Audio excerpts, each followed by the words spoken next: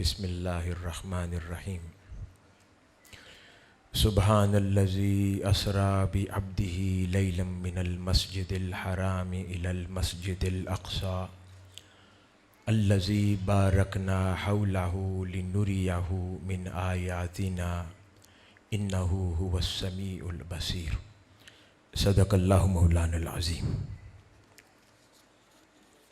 اس خوبصورت اجتماع میں شریک خواتین و حضرات، اللہ رب العزت کا بے پایہ لطف و کرم اور احسان عظیم ہے کہ جس نے ہمیں آج اس شب کی خوشیاں منانے کی توفیق عطا فرمائی جو در حقیقت تاجدار کائنات حضرت محمد مصطفیٰ صلی اللہ علیہ وآلہ وسلم کی حیات مبارکہ کی سب سے بڑی خوشی ہے۔ یاد رہے کہ جب ہم آقا علیہ الصلوۃ والسلام کا میلاد مناتے ہیں تو وہ حضور کے امتیوں کی، حضور کے عاشقوں کی عید ہوتی ہے۔ ہماری خوشی ہوتی ہے کہ آقا علیہ الصلوۃ والسلام ہم میں تشریف لے آئے تو حضور کے غلام اپنی عید مناتے ہیں، لیکن جب معراج النبی صلی اللہ علیہ وآلہ وسلم کی شب آتی ہے اور اس روز غلامان مصطفیٰ صلی اللہ علیہ وآلہ وسلم محافل کا انعقاد کرتے ہیں، خوشیاں مناتے ہیں، کھانے پکاتے ہیں، لنگر تقسیم کرتے ہیں، محبتوں کا اظہار کرتے ہیں، تو وہ در حقیقت اپنے آقا و مولا کی خوشی میں شریک ہو رہے ہوتے ہیں۔ تو اللہ پاک ہمارا تاجدار کائنات صلی اللہ علیہ وآلہ وسلم کی ان خوشیوں میں شریک ہونا اپنی بارگاہ اقدس میں قبول و منظور فرمائے۔ حاضرین گرامی، معراج النبی صلی اللہ علیہ وآلہ وسلم آقا علیہ الصلوۃ والسلام کے چند عظیم ترین معجزات میں سے سب سے عجیب اور عظیم معجزہ ہے۔ ایسا معجزہ آپ سے پہلے کسی اور پیغمبر، نبی یا رسول کو عطا نہیں کیا گیا جو اللہ رب العزت نے تاجدار کائنات صلی اللہ علیہ وآلہ وسلم کو عطا فرمایا۔ اس معجزہ کے اوپر ہمارے معزز مہمانان گرامی، علماء کرام بہت شاندار انداز میں اور خوبصورت انداز میں مختلف نکات پر روشنی ڈالتے رہے، گفتگو فرماتے رہے۔ تو میں اس پر کچھ اور پہلوؤں پر اضافتاً بات کر کے اپنی گفتگو کو اختتام پذیر کروں گا۔ یہ ایسا معجزہ ہے کہ جس کے اوپر کثرت سے صحابہ کرام، ائمہ، تابعین، تبع تابعین، بزرگان دین، سیرت کی کتب کے مصنفین، محدثین ہر دور میں 1400 سال کے اندر کثرت سے بیان کرتے آئے، کثرت سے لکھتے آئے، اور 1400 سال میں ہر سال اس شب کو روئے زمین پر ہزارہا محافل کا انعقاد ہوتا ہوگا، ہزارہا خطابات ہوتے ہوں گے، بزرگان دین، علماء، مقررین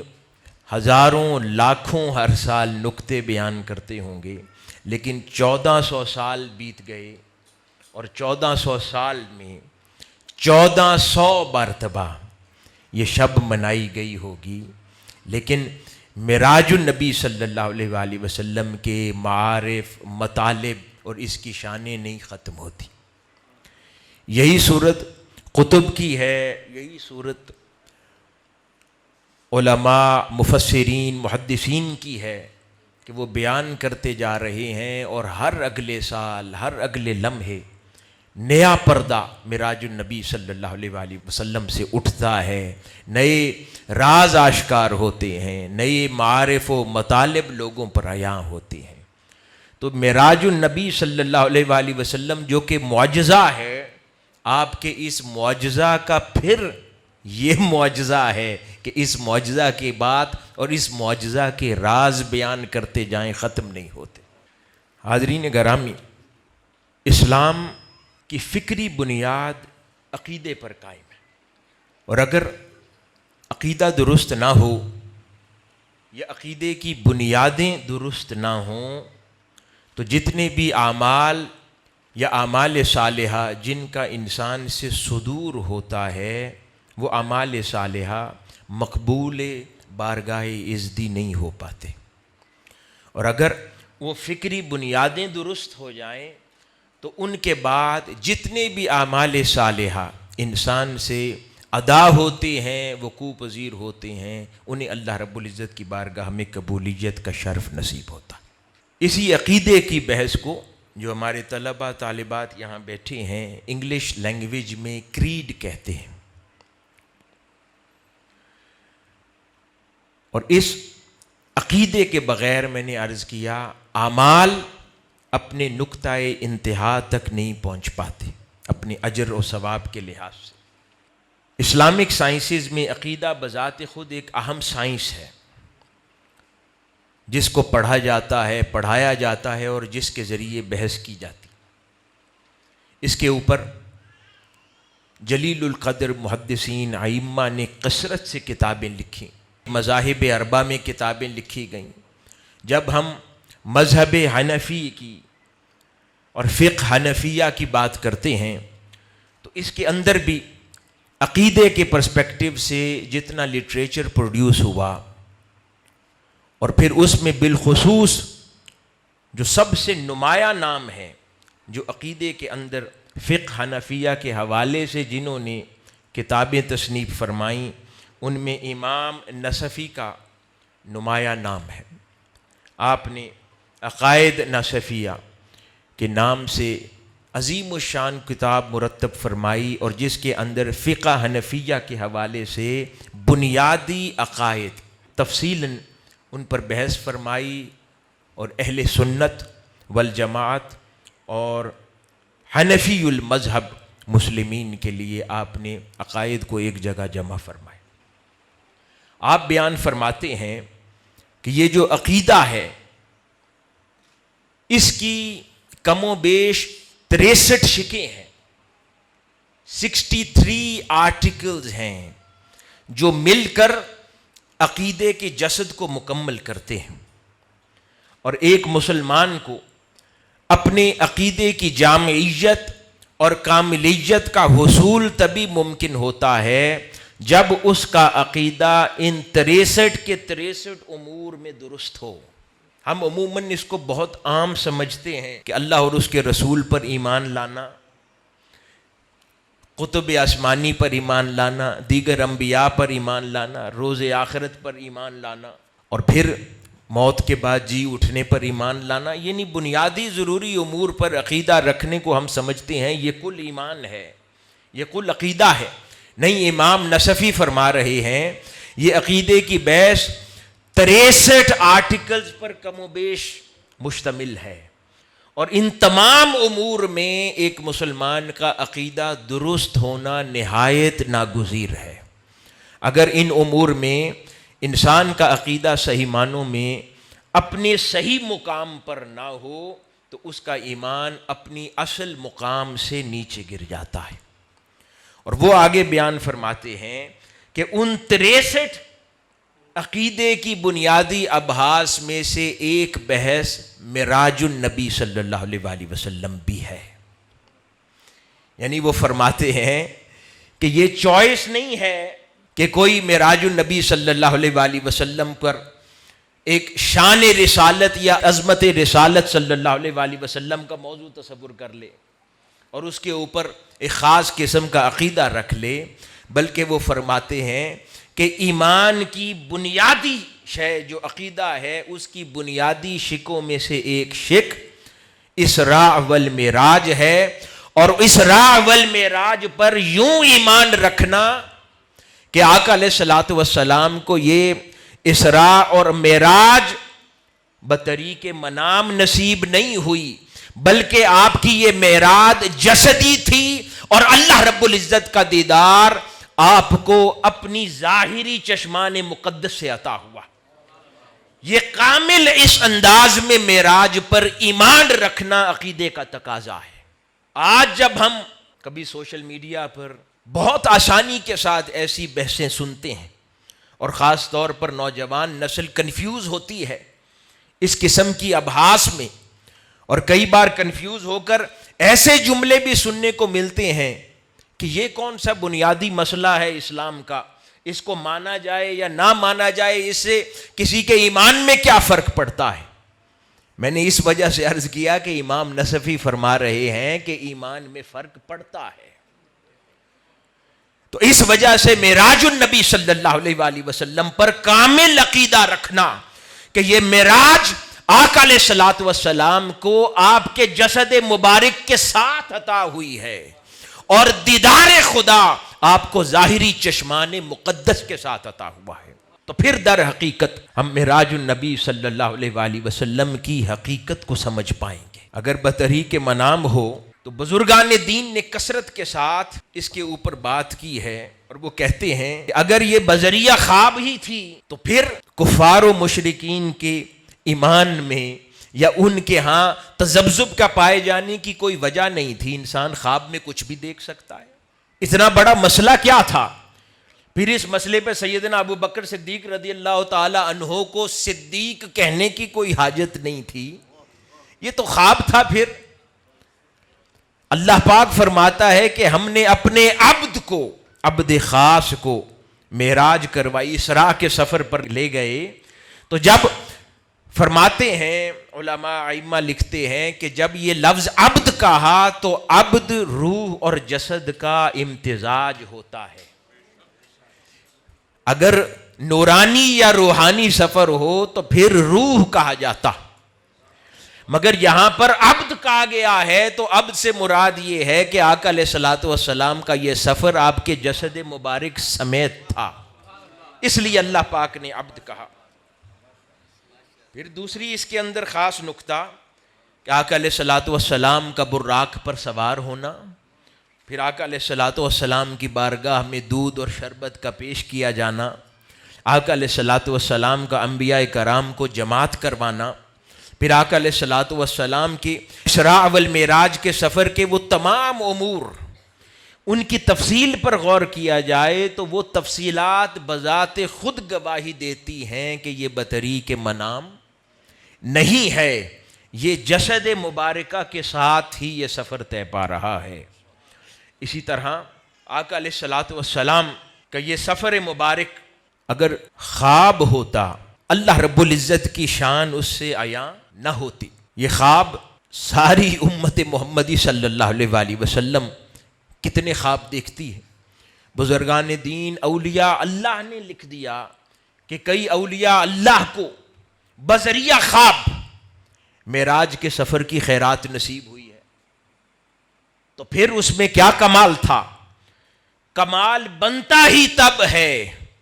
کہ جو شے باقی سب دیکھتے ہوں، آقا علیہ الصلوۃ والسلام کو اللہ پاک اس سے جدا شے عطا فرمائے۔ باقیوں کو جو چیز بطریق منام نصیب ہو، اللہ پاک وہ چیز آقا علیہ الصلوۃ والسلام کے ظاہر اور جسد کو عطا فرمائے، تو پھر اللہ پاک کی وہ شان کا اظہار ہوتا کہ اللہ پاک نے اس بات کا بیان قرآن مجید میں جب سبحان کہہ کے فرمایا کہ یہ میرے محبوب کی طرف انگلی نہ اٹھاؤ، میری قدرت ہے یہ، میں اگر کن سے ہر شے فیکون ہو جاتی ہے تو پھر میں اپنے محبوب کو اس کے جسد کے ساتھ معراج بھی کروا سکتا ہوں۔ اس لیے اگر کوئی معراج النبی صلی اللہ علیہ وآلہ وسلم کا انکار کرتا ہے کہ وہ جسدی معراج نہیں تھی، تو حاضرین گرامی وہ آقا علیہ الصلوۃ والسلام کے کسی معجزے کا انکار نہیں کر رہا، وہ قرآن میں خدا کی قدرت کا انکار کر رہا ہے۔ وہ یہ کہتا ہے کہ خدا اس پہ قدرت نہیں رکھتا، وہ حضور کی شان کا انکار نہیں کر رہا۔ تو انسان خود ہی اندازہ لگا سکتا ہے کہ وہ جب معراج النبی صلی اللہ علیہ وآلہ وسلم کا انکار کرتا ہے تو وہ در حقیقت خدا کی کس شان اور قدرت کا انکار کر رہا ہے۔ حاضرین گرامی، انسان جب سفر کرتا ہے زندگی کے اندر تو اللہ پاک اس کے ایمان کو یقین کی کیفیات نصیب فرماتا ہے۔ جب انسان ابتدائے سفر میں ہوتا ہے تو تذبذب کا شکار ہوتا ہے، اس کے علم کو سرٹینٹی نصیب نہیں ہوتی، اس کے علم کو یقین نصیب نہیں ہوتا، کانفیڈنس نصیب نہیں ہوتا. وہ کوئی شے سنتا ہے، جانتا ہے، اس میں تشکیک پائی جاتی، اس کے اندر اس طرح احتمال رہتا ہے کہ ممکن ہے اطلاع غلط ہو. یعنی علم پر کامل یقین نصیب نہیں ہوتا. لیکن پھر اللہ پاک کے صالحین بندے ہوتے ہیں، اولیاء اللہ ہوتے ہیں، بزرگان دین ہوتے ہیں، پھر اللہ پاک ان کو علم الیقین کے درجے پر فائز فرماتا ہے. اور پھر جب وہ کوئی علم حاصل کرتے ہیں تو اس علم میں یقین کی کیفیت نصیب ہو جاتی ہے. اور پھر جو کچھ سنتے ہیں، جو کچھ پڑھتے ہیں، چاہے پھر وہ کلام الہی ہو یا احادیث رسول صلی اللہ علیہ وآلہ وسلم ہو، وہ پڑھتے جاتے ہیں، ان کے اندر یہ ایمان کی کیفیت ہوتی ہے کہ جیسے وہ حقیقت کو اپنی آنکھوں سے دیکھ رہے ہیں، مگر وہ ہوتا علم ہی ہے، مشاہدہ نہیں کیا ہوتا، لیکن دل کو اس علم پر یقین ہوتا ہے، احتمال کی کیفیت نہیں ہوتی. جب اگر آقا علیہ الصلوۃ والسلام کا فرمان سننے کے بعد بھی اگر دل میں اف اینڈ بٹ رہے کہ شاید ایسا نہ ہو، تو پھر اس کا مطلب ہے کہ آقا علیہ الصلوۃ والسلام پر ایمان نہیں ہے. تو پھر اسلام پر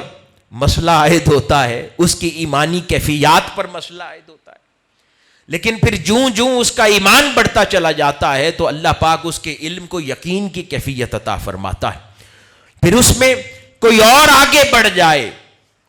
تو اللہ پاک اس کو پھر کبھی مکاشفہ اور کبھی مشاہدہ عطا فرماتا ہے، تو اس کا علم عین الیقین میں تبدیل ہو جاتا ہے. وہی علم جس کی اطلاع ملی تھی اور دل نے یقین کیا تھا، پھر وہ آگے بڑھ کر ویژن میں تبدیل ہو جاتا ہے. یعنی وہ اس علم کا مشاہدہ کرتا ہے اپنی نگاہ سے. تو کہتے ہیں کہ پہلے وہ علم صرف نالج سرٹینٹی والا تھا، اب اس بات کا مشاہدہ آنکھ سے کر لیا، یعنی اس کو دیکھ لیا، اس کو وقوع پذیر ہوتے دیکھ لیا، تو وہ یقین اگلے درجے پر چلا گیا اور عین الیقین بن گیا. حاضرین گرامی، اللہ کے بندے جتنا بھی سفر طے کر لیں اور ولایت کے جتنے بلند مرتبوں پر ہی کیوں نہ فائز ہو جائیں، وہ اس دنیا میں رہتے ہوئے ان کی حقیقت کا ادراک عین الیقین سے آگے نہیں بڑھ سکتا. اللہ کے بندے بھلے مقام غوثیت کے بلند مرتبوں پر فائز ہی کیوں نہ ہو جائیں، علمیت کے بلند مرتبوں پر فائز ہی کیوں نہ ہو جائیں، ان پر علم لدنی اور معارف کی جتنی بارش ہی کیوں نہ ہو جائے، ان کا علم الیقین ترقی کر کے عین الیقین میں تبدیل ہو جاتا ہے، حق الیقین میں تبدیل نہیں ہوتا. حق الیقین کسے کہتے ہیں؟ حق الیقین اس شے کو کہتے ہیں کہ پہلے علم الیقین کے درجے پر جس شے کا علم نصیب ہوا اور دل نے کہا صحیح بات ہے، پھر اس شے کو مشاہدہ آنکھوں سے کر لیا، وقوع پذیر ہوتے دور دیکھا تو کہا ہاں جو سنا تھا صحیح پایا، لیکن اس کو ایکسپیرینس نہیں کر سکتے. حق الیقین یہ ہے کہ جس شے کی خبر ہوئی، جس کا مشاہدہ کیا، اب اس کو اپنے وجود پر طاری کر کے بھی دیکھ لیا، یعنی حق الیقین ہو گیا.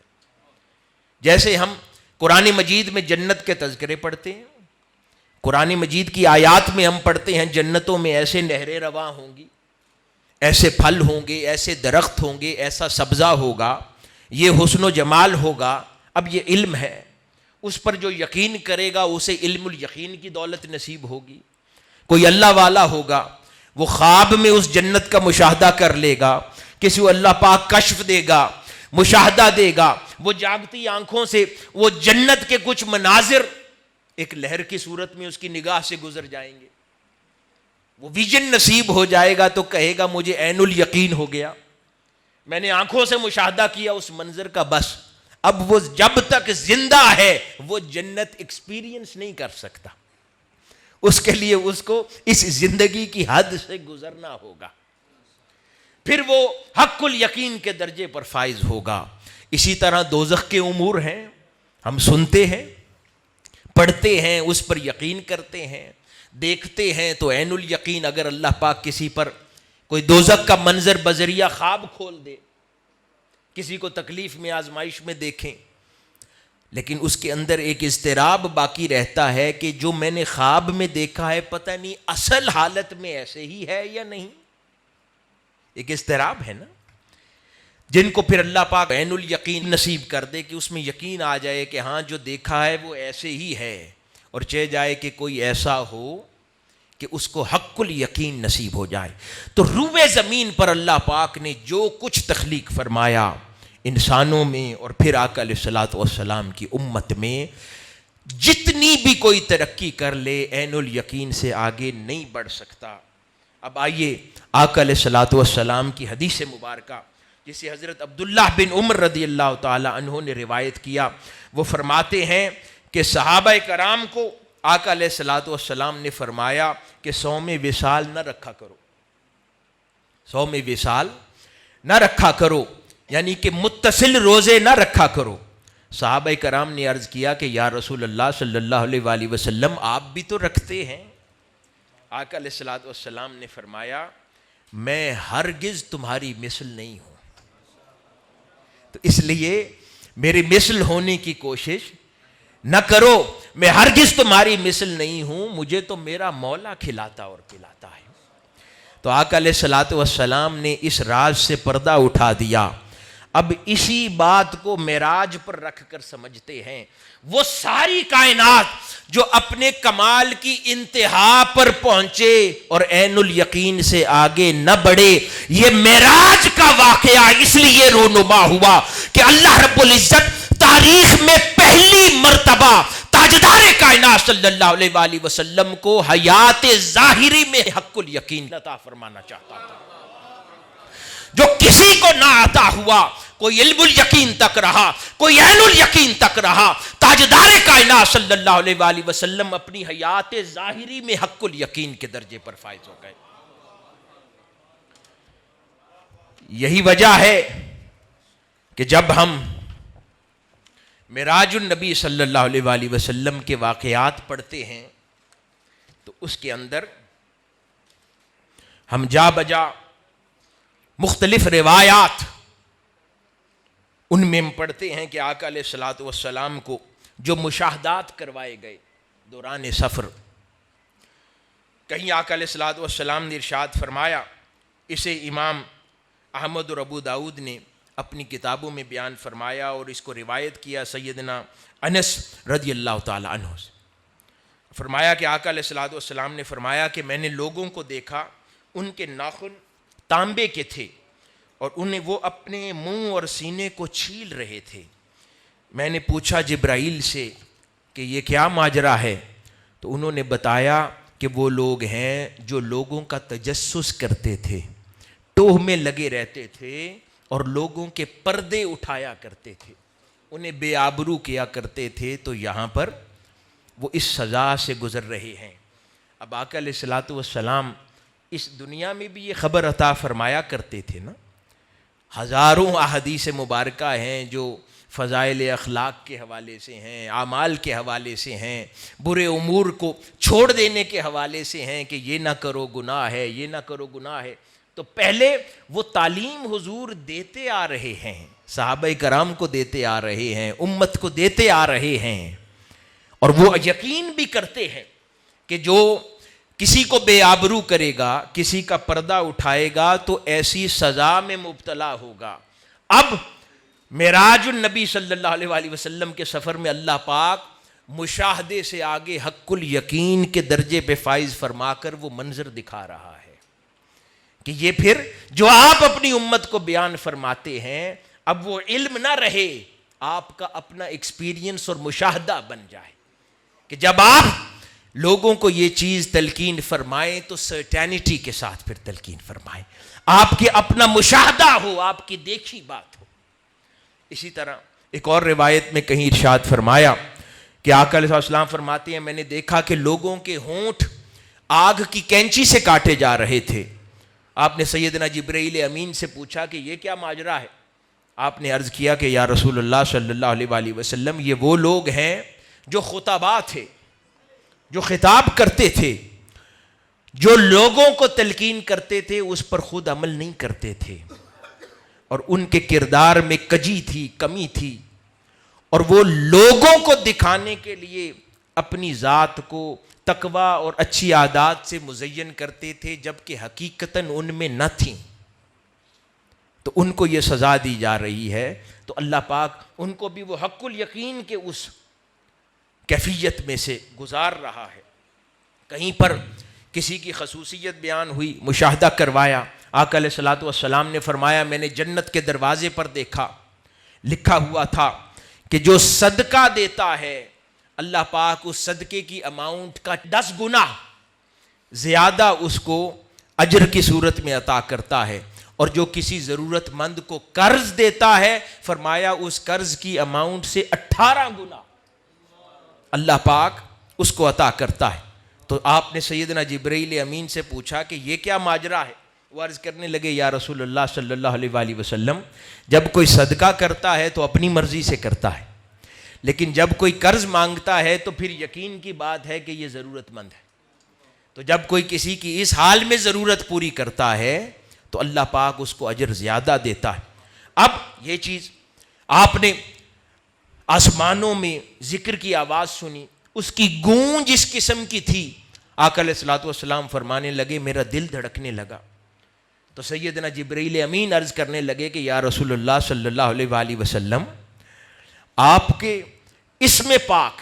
لا الہ الا اللہ محمد الرسول اللہ تو عرش پہ جا بجا لکھا ہوا ہے، یعنی یہ آپ کی سلطنت ہے، آپ کیوں پریشان ہوتے ہیں؟ یہ جو ذکر جاری ہے یہ آپ کی سلطنت ہے، آپ آرام سے سفر فرمائیں، جا بجا ہر جگہ عرش کے ہر پلر پر لا الہ الا اللہ محمد الرسول اللہ لکھا ہوا ہے۔ تو یہ سب کچھ آقا علیہ الصلوۃ والسلام اپنی نگاہ سے مشاہدہ فرما رہے ہیں اور اس کو دیکھتے چلے جا رہے ہیں۔ تو حاضرین گرامی، ایک بنیادی نقطہ معراج کے حوالے سے کہ وہ معراج کا سفر کروانا در حقیقت حیات ظاہری میں حق الیقین کا درجہ عطا کر دینا تھا۔ اب دوسرا نقطہ سمجھتے، آقا علیہ الصلوۃ والسلام جب معراج النبی صلی اللہ علیہ وآلہ وسلم کے سفر پر اس شب روانہ ہوئے تو روایات میں آتا ہے کہ جس حال میں آپ نے اس عالم دنیا کو خیر باد کہا، چھوڑا براق پر سوار ہو کر، تو جہاں سے روانہ ہوئے تو جو بستر گرم تھا جوں کا توں گرم رہا، جو کنڈی ہل رہی تھی جوں کی توں ہلتی رہی، اور وقت تھم گیا، دنیا کا وقت رک گیا، ساعتیں آگے بڑھنا رک گئیں، یعنی یوں کہہ لیں کہ اس دنیا کی گروتھ رک گئی، اس دنیا کا ایوولوشن رک گیا، اس دنیا نے جو اپنے وقت کے ساتھ ترقی کرنی تھی وہ ترقی کا سفر رک گیا۔ کیوں؟ کیونکہ اس دنیا کے جسد میں سے جسد مصطفیٰ صلی اللہ علیہ وآلہ وسلم رخصت ہو گیا، تو اللہ رب العزت نے اس دنیا کی گروتھ کو تھام دیا، روک دیا۔ اسی طرح حاضرین گرامی، جب ہم معراج النبی صلی اللہ علیہ وآلہ وسلم کی ہی بات ہو، چاہے آقا علیہ الصلوۃ والسلام کی شان کریمی کی بات ہو، عظمت رسالت کی بات ہو، ادب و تعظیم مصطفیٰ صلی اللہ علیہ وآلہ وسلم کی بات ہو، اور انسان کا ذہن تشکیک کا شکار ہو جائے، وہ ادب و تعظیم مصطفیٰ یا محبت و عشق مصطفیٰ صلی اللہ علیہ وآلہ وسلم کی بات کرتے ہوئے اس کو سوچنا پڑے کہ کہیں میں محبت میں زیادہ تو نہیں کہہ بیٹھا،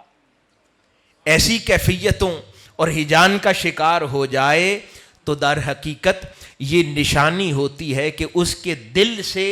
ادب و محبت مصطفیٰ صلی اللہ علیہ وآلہ وسلم ٹھیک اسی طرح رخصت ہو رہی ہے جس طرح معراج النبی صلی اللہ علیہ وآلہ وسلم کی رات آقا علیہ الصلوۃ والسلام کا جسد مبارک اس دنیا کے وجود سے رخصت ہوا تھا۔ تو جب وہ جسد مبارک اس دنیا کے وجود سے نکلا تھا تو دنیا کا ایوولوشن رک گیا تھا، دنیا کی گروتھ رک گئی تھی۔ اسی طرح جب لوگوں کے دلوں سے تعظیم مصطفیٰ صلی اللہ علیہ وآلہ وسلم، محبت مصطفیٰ صلی اللہ علیہ وآلہ وسلم، ادب مصطفیٰ، ادب رسالت جب دلوں سے رخصت ہوتا ہے تو ایمان کی گروتھ رک جاتی ہے. جب دلوں سے رخصت ہوتا ہے تو ایمان کا ایوولوشن رک جاتا ہے. جہاں ایمان تک پہنچا تھا وہیں تھم جاتا ہے. اس کے بعد آہستہ آہستہ وہ بچا کچا ایمان بھی پھر جاتا چلا جاتا ہے، یہاں تک کہ جو کچھ کمایا ہوتا ہے وہ سب غارت ہو جاتا ہے. اس لیے حاضرین محترم، آقا علیہ الصلوۃ والسلام کی ادب، تعظیم اور محبت کو دلوں میں سنبھال کے رکھو. یہ تمہارے ایمان کی زندگی کی علامت ہے. جس دن یہ نکل گیا نہ ایمان بچے گا، نہ اسلام بچے گا، نہ اسلام کا عزت و وقار بچے گا. علامہ اقبال نے کیا کہا تھا؟ یہ فاقہ کش جو موت سے ڈرتا نہیں ذرا، روح محمد اس کے بدن سے نکال دو. فکر عرب کو دے کر فرنگی تخیلات، اسلام کو حجاز و یمن سے نکال دو. آج ہمارے نوجوان بچے اور بچیاں کیا کرتے ہیں؟ ہم ان فرنگی تخیلات سے بہت متاثر ہیں. ہم سائنسز پڑھتے ہیں، یہاں ہماری بہنیں بیٹھی ہیں، بچے نوجوان بیٹھے ہیں، آپ سے مخاطب ہوں. ہم بہت سائنسز پڑھتے ہیں، ماڈرن سائنسز پڑھتے ہیں، فلسفیز پڑھتے ہیں، تھیریز پڑھتے ہیں. ان کو بیان کرنے میں بھی فخر محسوس کرتے ہیں. وہ ٹرمینالوجیز، وہ کانسیپٹس، وہ فلسفیز ہمارے کلام کو بھی مزین کرتی ہیں. ہم سمجھتے ہیں کہ جہاں کہیں ہم ماڈرن سوسائٹیز میں بیٹھتے اٹھتے ہیں تو ہم اچھا کلام کریں گے، ہماری عزت آبرو ہوگی. مگر ان کے پیچھے یوں دوڑنا کہ اپنی اصل بھول جانا، آقا علیہ الصلوۃ والسلام سے ناتا اور رشتے کا ٹوٹ جانا، آقا علیہ الصلوۃ والسلام کی ادب اور تعظیم دلوں سے رخصت ہو جانا، اور کسی کو تعظیم مصطفیٰ میں جھکا دیکھ کر اسے جاہل سمجھنا، اسے ان پڑھ سمجھنا، اسے دیسی اور سادہ سمجھنا، اور خود بڑے ماڈرن انداز کے ساتھ بغیر محبت کے آقا علیہ الصلوۃ والسلام کے نام کو زبان سے ادا کرنا، اس کو ماڈرن دنیا کی روایت سمجھنا، اس کو پڑھے لکھی فطرت سمجھنا، پڑھے لکھے کی کیفیت سمجھ کے آگے معاشرے میں چلتے جانا. ان کے لیے یہ پیغام ہے کہ آقا علیہ الصلوۃ والسلام کا وجود دنیا سے جائے تو دنیا رک جاتی ہے، اور حضور کا ادب دل سے جائے تو ایمان رک جاتا ہے، ایمان کی کیفیت رک جاتی ہے. اور جب وہ رک جاتی ہے کچھ اضافہ نہیں ہوتا، جتنا کمایا ہوتا ہے تھوڑے عرصے میں انسان خرچ کر بیٹھتا ہے، اس کے بعد باقی کچھ بتانے سمجھانے کو نہیں بچتا.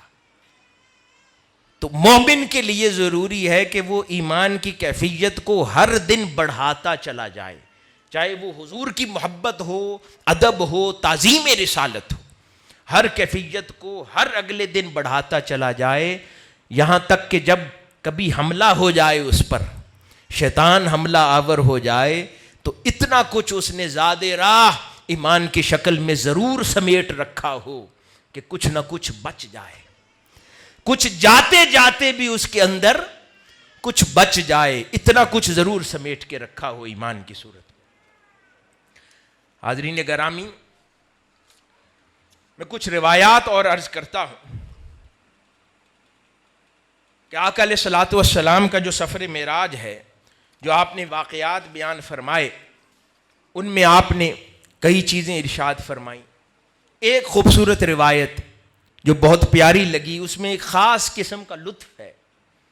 آقا علیہ الصلوۃ والسلام نے جب 7ویں آسمان پر اپنے جد امجد سیدنا ابراہیم علیہ السلام کی زیارت کی، قربان جائیں، ہر آسمان پر وہ کسی نہ کسی نبی کی زیارت کرتے آ رہے ہیں. پہلے آسمان پر سیدنا آدم علیہ السلام کو دیکھا، دوسرے آسمان پر سیدنا عیسیٰ اور سیدنا یحییٰ علیہ السلام کو دیکھا. اس طرح آگے مختلف آسمانوں پر انبیاء کی زیارت کرتے آ رہے ہیں، ہر کوئی اپنی کیفیت میں ہے مگر الرٹ بیٹھا ہے. محبوبوں کی ادا ہی جدا ہوتی ہے.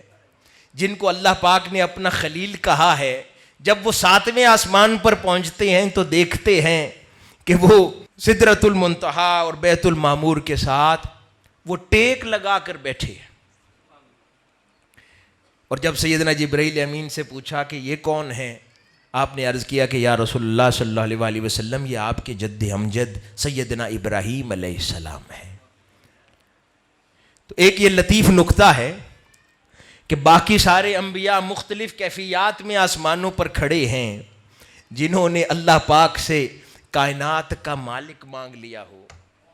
جنہوں نے اللہ پاک سے محبوبوں کا محبوب مانگ لیا ہو، اور کعبۃ اللہ کی تعمیر کے بعد ایسی اعلیٰ خدمت مانگ لی ہو، ایک ایسا اعلیٰ ریٹرن آقا علیہ الصلوۃ والسلام کی صورت میں مانگ لیا ہو، تو پھر وہ ہستی وہاں ساتویں آسمان پر ٹیک لگا کر ہی بیٹھے گی۔ اتنی قیمتی روزی میسر آ گئی ہو تو پھر وہ وہاں پر وہ شان خلیلی کے ساتھ ٹیک لگا کر پشت لگا کر ہی بیٹھی نظر آئے گی۔ تو وہ پھر آپ نے آقا علیہ الصلوۃ والسلام کو دعا دی، تو آقا علیہ الصلوۃ والسلام فرماتے ہیں کہ جب میں نے سیدنا ابراہیم علیہ السلام کو دیکھا تو ان تمام انبیاء میں سیدنا ابراہیم علیہ السلام کی شکل مبارک، آپ کے نقوش، آپ کی رنگت، آپ کا کلام، آپ کا انداز، آپ کا اخلاق سب سے زیادہ اپنے قریب دیکھا، یہاں تک کہ مجھے یہ محسوس ہوا شاید میں آئینہ دیکھ رہا ہوں، میں اپنا ہی عکس دیکھ رہا ہوں۔ یوں آقا علیہ الصلوۃ والسلام فرماتے ہیں میں نے سیدنا ابراہیم علیہ السلام کو دیکھا کہ جد امجد ہیں آقا علیہ الصلوۃ والسلام کے۔ اسی سفر کے اندر آگے چلتے ہیں، جو میں نے عرض کیا کہ کیا وہ مشاہدہ ازدی اللہ رب العزت کا دیدار ظاہری آنکھ سے تھا، اس کے اوپر مختلف روایات ہیں، اس کے اوپر کبھی علماء کے ہاں ابحاث بھی پائی جاتی ہیں، مگر میں کچھ روایات عرض کرتا ہوں جو ہمیں اس مسئلے پر زیادہ وضاحت بیان کرتی ہیں۔ سیدنا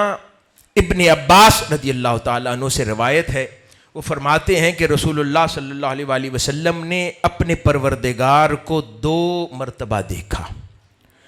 ایک مرتبہ چشم ظاہری سے دیکھا اور ایک مرتبہ اپنے چشم قلبی سے دیکھا،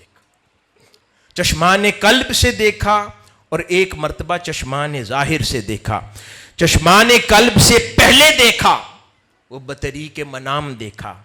یعنی آقا علیہ الصلوۃ والسلام کو 2 مرتبہ معراج نصیب ہوئی، کئی مرتبہ بطریق منام معراج نصیب ہوئی۔ امام جلال الدین سیوطی نقل فرماتے ہیں، لکھتے ہیں کہ آپ کو بطریق منام 1 مرتبہ معراج نصیب ہوئی، اور اس کے بعد آقا علیہ الصلوۃ والسلام کو معراج پر بلا کر آپ کی ظاہری چشمان مقدس سے بھی دیدار خدا نصیب ہوا۔ اور یہ قرآن مجید کا یہ مقام جس میں اللہ پاک فرما رہا ہے کہ وَلَقَدْ رَآهُ نَزْلَةً أُخْرَى، کہ اور بے شک انہوں نے تو اس جلوہ حق کو دوسری مرتبہ پھر دیکھا، اور تم ایک بار دیکھنے پر ہی جھگڑا کر رہے ہو۔ تو اللہ رب العزت نے فرمایا اور ان کے دل نے اس کے خلاف نہیں جانا جو ان کی آنکھوں نے دیکھا۔ اس سے کیا مراد ہے کہ وہ پہلے جو معراج بذریعہ منام نصیب ہوئی،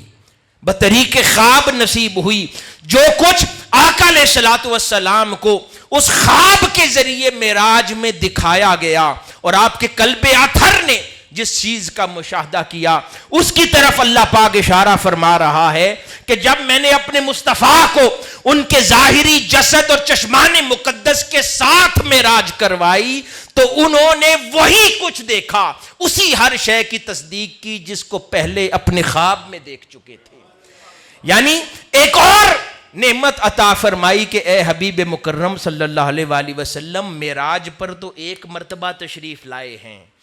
تو یقین دہانی یہ عطا فرما دی کہ جو کچھ آپ کو خواب کے ذریعے، جو کچھ آپ کو آپ کے قلب اطہر پر نزول کے ذریعے عطا کرتا ہوں، اس پر حق الیقین قائم ہو جائے کہ وہ ویسا ہی ہے جیسے حقیقت میں ہے۔ اس لیے جو خواب کے ذریعے معراج نصیب ہوئی اس کے بارے میں اللہ پاک نے فرمایا کہ ان کے دل نے تصدیق کی، جیسا انہوں نے ظاہراً دیکھا ویسے انہوں نے قلباً بھی دیکھا تھا۔ یعنی جو کچھ ان کو بطریق منام نصیب ہوا وہ حقیقتاً ویسا تھا، ان کے دل نے اس بات کی تصدیق کر دی۔ یہ در حقیقت وہاں کے لیے تو تھا ہی تھا، لیکن واپس جانے کے بعد باقی کی عمر مبارک میں جو کچھ خدا نے عطا کرنا تھا اس پر دلیل قائم کر دی کہ جو کچھ میں دنیا میں رہتے ہوئے دکھاتا ہوں اس پر میرے محبوب یقین کریں حقیقت میں ویسا ہی ہے، تاکہ پھر اس میں کبھی یہ خیال بھی نہ ذہن میں آئے یا دل میں کہ جو خواب کی صورت میں دیکھا ہے کیا حقیقت میں جدا ہے، نہیں، ایگزیکٹلی ویسا ہے جو آپ کو اس دنیا میں عطا فرما دیتا ہوں۔ آپ کو ہر بار اس سفر کی تکلیف دینا مقصود نہیں ہے، صرف تصدیق کروانا مقصود ہے کہ اب کے بعد جو کچھ وہاں دنیا میں بھی بیٹھے دکھاتا رہوں اس پر یقین کر لیں ویسی ہی حقیقت ہے۔ حاضرین گرامی، اسی طرح ابن عباس رضی اللہ تعالیٰ عنہ سے روایت ہے، وہ فرماتے ہیں کہ حضور نبی اکرم صلی اللہ علیہ وآلہ وسلم نے اپنے رب کو اپنی ظاہری چشمان مقدس سے دیکھا، حدیث مبارکہ۔ اسی طرح حضرت اکرمہ رضی اللہ تعالیٰ عنہ سے پوچھا کہ حضور نبی اکرم صلی اللہ علیہ وآلہ وسلم نے کیا اپنی ظاہری نظر سے اپنے رب کو دیکھا؟ آپ نے فرمایا ہاں، رسول اللہ صلی اللہ علیہ وآلہ وسلم نے اپنی چشمان مقدس سے اللہ کا دیدار کیا۔ اور آگے فرماتے ہیں کہ اللہ رب العزت نے سیدنا موسیٰ علیہ السلام کو کلام کے شرف سے بزرگی عطا کی، سیدنا ابراہیم علیہ السلام کو خلعت کے شرف سے بزرگی عطا کی، اور رسول اللہ صلی اللہ علیہ وآلہ وسلم کو رؤیت کے شرف سے بزرگی عطا فرمائی۔ اسی طرح سیدنا ابن عباس رضی اللہ تعالیٰ عنہ فرماتے ہیں کہ اللہ رب العزت نے آقا علیہ الصلوۃ والسلام کو آپ کی ظاہری چشمان مقدس سے دیدار عطا کیا، اور جو آپ کو قلب اطہر سے دیدار عطا فرمایا تھا وہ پہلے فرما چکا تھا۔ اور حاضرین گرامی، یہ وہ ایمان کی بات ہے، اور اس میں آج کا خاص پیغام جو ہے معراج النبی صلی اللہ علیہ وآلہ وسلم کے حوالے سے، کہ جب کسی سے محبت ہو، کسی کے لیے کوئی دیوانہ ہو، کسی کے لیے جب انسان مستانہ ہو، کسی کے لیے دنیا میں جیتا ہو، کسی کے لیے مرتا ہو، جب ان کیفیات کے ساتھ کوئی رہتا ہو، نہ کوئی کسی کا محبوب ہو، کوئی کسی کا سچا محبوب ہو، اور وہ سچے دل سے کسی پہ مرتا مٹتا ہو، اس کے سامنے جب اس کی شانیں بیان کی جاتی ہیں تو وہ اس کو عقل کے ترازو پر نہیں تولتا، اس کے اوپر سائنسز اور قوانین کا اطلاق نہیں کرتا، اس کو لمٹ کرنے کی کوشش نہیں کرتا۔ عاشق تو کہتا ہے میرے محبوب کی شان ہے، بس بیان کرتے چلے جاؤ، میرا دل ٹھنڈا ہوتا جاتا ہے۔ وہ تو کہتا ہے میرے محبوب کی محبت ہے، بس کہتے جاؤ میں سنتا جاؤں، دکھاتے جاؤ میں سنتا جاؤں، اس کے گن گاتے جاؤ میں سنتا جاؤں، اس کے ڈنکے بجاتے جاؤ میں سنتا جاؤں۔ اس کی عقل کام نہیں کرتی محبت کی بات پر۔ مجھے یہ سمجھ نہیں آتی کہ ہم دعوی محبت بھی کرتے ہیں، حضور کے امتی بھی ہیں، حضور کے عاشق بھی ہیں، لیکن جب حضور کی افضلیت کی بات ہو، حضور کی شانوں کی بات ہو، حضور پر اللہ کی کرم نوازی کی بات ہو، حضور پر انعام و اکرام کی بات ہو، حضور کی شان اسراء و معراج کی بات ہو، تو وہاں پر عقل کام ہی کیسے کرتی ہے کہ ہم اس کے اندر سائنسز اپلائی کریں، لیمیٹیشنز اپلائی کریں کہ کتنا کہنا ہے کتنا نہیں کہنا، یہاں کون سا قانون لگتا ہے کون سا قانون نہیں لگتا۔ عاشق کو قانون سمجھ نہیں آتے، تو باتیں دو ہی ہیں، جو اس کو لمٹ کرے وہ عاشق نہیں، اور جو عاشق ہے وہ ان لمیٹڈ ہوتا ہے، اس کے اندر کوئی لمٹس حدود نہیں ہوتی۔ وہ کہتا ہے بس میرا محبوب ہو اور میں اس کے قصیدے پڑھتا چلا جاؤں، اس کی شانیں بیان کرتا جاؤں، اس کی عظمتیں بیان کرتا جاؤں۔ اس لیے جو عاشق ہے وہ جب معراج کا بیان سنتا ہے، معراج کا بیان کرتا ہے، اس کی عقل یہ کام نہیں کرتی کہ یہاں پر کہیں میں نے زیادتی تو نہیں کر دی، کہیں میں نے کوئی زیادہ تو نہیں کہہ دیا، نہیں، وہ کہتا ہے محبوب ہے ہی ایسا، محبوب کو خدا نے معراج پر بلایا تو اس کا حق تھا، میرا محبوب تو سونا ہے، ہمارا دل اس کو دیکھ دیکھ کے ترستا ہے ٹھرتا ہے، تو خدا نے بھی چاہا ہوگا۔ وہ اپنے محبوب کے تذکرے سن سن کے خوش ہوتا ہے، اس کی عقل پھر ان چیزوں کو اپلائی نہیں کرتی۔ تو حاضرین گرامی، آقا علیہ الصلوۃ والسلام سے جب محبت کریں تو پھر تشکیک کو ذہنوں سے نکال کر محبت کریں، پھر کریٹیکل انالیسز کو ذہنوں سے نکال کے محبت کریں۔ کائنات پوری پڑی ہے آپ کے کریٹیکل انالیسز کے لیے، کائنات پوری پڑی ہے آپ کی تشکیک کے لیے، آپ کے تجسس کے لیے، آپ کے عقل کے دوڑے دوڑانے کے لیے۔ بس یہ ایک بارگاہ ایسی ہے جہاں پر عقل سجدہ ریز ہے، یہاں پر عقل کا کوئی کام نہیں ہے، یہاں پر عشق کا کام ہے، کیونکہ بو ولی غبار راہ میں گم ہو جاتا ہے اور عاشق آگے بڑھ کر محمل ہٹا کر محبوب کا دیدار کر لیتا ہے۔ اس لیے یہاں عشق کا کام ہے، یہاں عقل کا کام نہیں ہے۔ اس لیے جب واقعہ معراج سنا کرو تو عشق کے کانوں سے سنا کرو، جب واقعہ معراج پڑھا کرو تو عشق کی نگاہ سے پڑھا کرو، جب واقعہ معراج کے تذکرے کیا کرو تو عشق کی زبان سے کیا کرو۔ آقا علیہ الصلوۃ والسلام کا کوئی تذکرہ ہو وہ عشق سے باہر نہ ہو، پھر ایمان بھی سلامت ہے، پھر اسلام بھی سلامت ہے، دنیا میں جبہ و دستار بھی سلامت ہے۔ اور اگر آقا علیہ الصلوۃ والسلام کے شان میں، عظمت میں، ادب میں، احترام میں اور تعظیم رسالت کے اندر عقل کو شامل کر لیا تو نہ ایمان بچے گا، نہ اسلام بچے گا، نہ دنیا میں یہ جبہ و دستار بچے گا۔ اللہ پاک ہم سب کا حامی و ناصر ہو، ہمارے حال پر لطف و کرم فرمائے۔ آخر میں تمام منتظمین کو معراج النبی صلی اللہ علیہ وآلہ وسلم کی اس کانفرنس کے انعقاد پر مبارکباد دیتا ہوں۔ اللہ پاک آقا علیہ الصلوۃ والسلام سے ہمیں بے حد و حساب محبت کرنے کی توفیق عطا فرمائے اور حضور کی غلامی میں جینے مرنے کی توفیق عطا فرمائے۔ جب تک اہلیان اسلام آقا علیہ الصلوۃ والسلام سے بے حد و حساب محبت کرتے تھے تو اہلیان اسلام کو اللہ پاک بھی بے حد و حساب دیتا تھا۔ جب انہوں نے حضور سے محبت ناپ تول کے کرنا شروع کر دی، اللہ پاک نے عظمتیں، رفعتیں، عزتیں بھی ناپ تول کے دینا شروع کر دیں۔ جتنا حساب کتاب لگائیں گے اتنے حساب سے اللہ پاک بھی حساب کتاب کر کے دے گا کہ جتنی محنت کی ہے اتنا لے لو۔